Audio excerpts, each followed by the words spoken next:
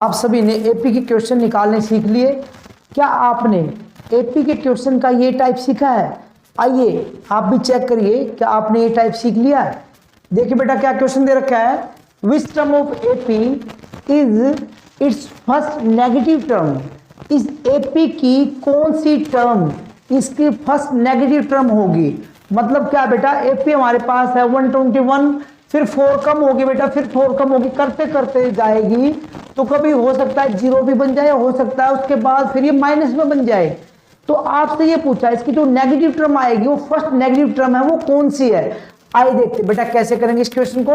Here a is equal to first term हमारे पास क्या बेटा 121, common difference d a2 minus a1 117 minus 121, तो बेटा कितना है -4। अब आपको निकालनी कौन सी टर्म फर्स्ट नेगेटिव टर्म होगी, तो क्या करेंगे, let an is the first negative term. Negative term मान ली बेटा कि nth टर्म जो होगी an वो इस AP की फर्स्ट नेगेटिव टर्म हमने लेट कर ली बेटा। अब नेगेटिव टर्म का मतलब होता है बेटा जो 0 से छोटी हो, मतलब जो माइनस में हो। तो देयरफॉर अगर nth टर्म इसकी नेगेटिव टर्म है तो an इज लेस देन क्या होगी बेटा 0। तो इसका मतलब जो ये टर्म होगी ये 0 से छोटी होगी। अब इसको कैसे सोल्व करेंगे बेटा, an का formula a plus n minus 1 into D less than 0। अब इसमें बेटा पूरे में इक्वल नहीं चलेगा, लेस देन का साइन चलेगा। अब इसको सोल्व कैसे करते हैं, असली बात तो इसमें आने वाली बेटा कि इसमें कहाँ गलती होती है, ध्यान से देखिए। a की वैल्यू कितनी बेटा 121 प्लस n हमें फाइंड करना -1 और d हमारे पास -4 है लेस देन 0।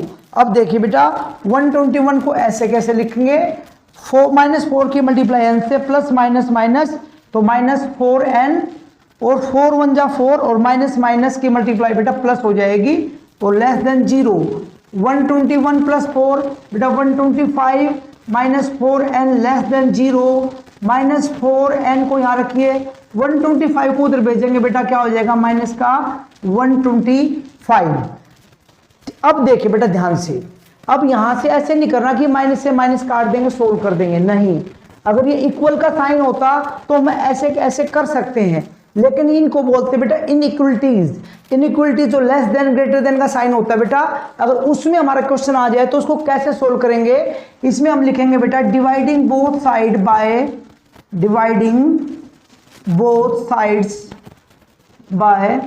-1।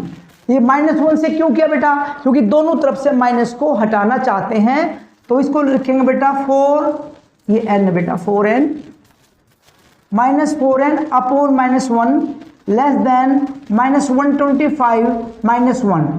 अब आपने ये डिवाइड तो कर दिया, लेकिन अब यहां पर एक चीज का ध्यान देना बेटा, जो इनइक्वलिटी चल रही थी हमारी 4n लेस देन, जैसे ही -1 से डिवाइड करेंगे तो यही ध्यान रखना बेटा, जो इनइक्वलिटीज लेस देन थी अब वो क्या बन जाएगी, ग्रेटर देन बन जाएगी। ये इनइक्वलिटीज का क्या बेटा रूल है, तो माइनस से माइनस कैंसिल, अब क्या बचेगा बेटा 4n ग्रेटर देन 125 और n ग्रेटर देन 125 अपॉन 4।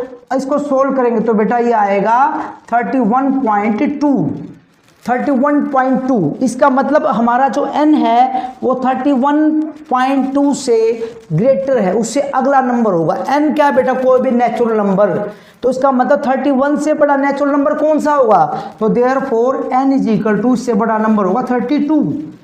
तो इसका मतलब ये होगा बेटा कि 32वीं टर्म जो होगी वो इस एपी की फर्स्ट नेगेटिव टर्म होगी।